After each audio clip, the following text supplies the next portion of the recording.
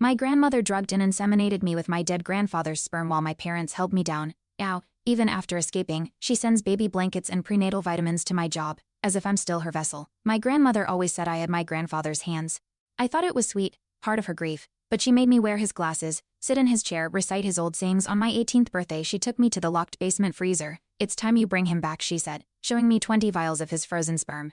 I was the chosen one to resurrect him. Evelyn, my mother, watched silently as Margaret molded me into a living relic. She never interfered, not when the injections began, not when I fainted from the hormonal storms. I'd plead, "Mom, please say something," but she'd whisper, "She knows best." My college friend Sarah noticed the bruises and started asking questions. I clung to Sarah's voice of reason. Even as Evelyn folded baby clothes for a child that wasn't mine yet, I tried to escape to Sarah's dorm, but my father Gregory tracked my phone and dragged me home. I screamed for help, but no one looked twice. Sarah called Dr. Fisher, a trusted psychiatrist, who agreed to see me. But at the appointment, Dr. Fisher calmly told me Margaret had already informed her I was delusional from trauma. I stared, stunned, as even my one possible escape turned into another arm of control. Margaret intensified the regimen: daily injections, isolation from Sarah, locks on my bedroom windows. "You're sacred now," she'd whisper. I tried leaving notes in library books, hoping someone would find them. One day, Joan, my bookstore manager, slipped me a burner phone.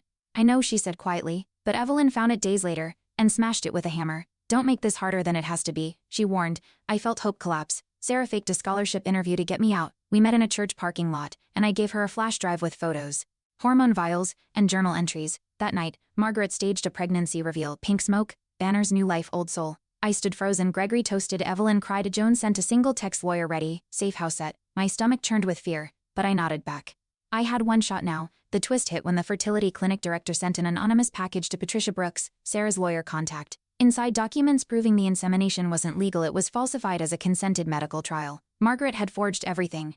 Evelyn had signed as guardian. Patricia filed immediately. Gregory tried to grab me during the confrontation, but Sarah pulled me back. "They're going to prison," she said. I exhaled, lightheaded. For the first time, they were losing. Margaret was arrested first.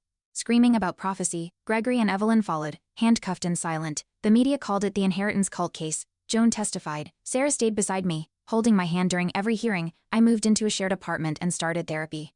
When Dr. Fisher apologized in court, I didn't answer. I wasn't ready to forgive, but I was ready to be free. Now, I work at a nonprofit for reproductive autonomy. My story isn't hidden, it's a warning. Sarah and I lead workshops, and Joan visits often. Evelyn writes letters from prison. I don't read them. The turkey baster sits in an evidence box, tagged and sealed, a symbol of what they tried to make me. But I live on my terms now, not as a vessel, just Ava. Thanks for watching. Hit subscribe to check out more stories on my channel.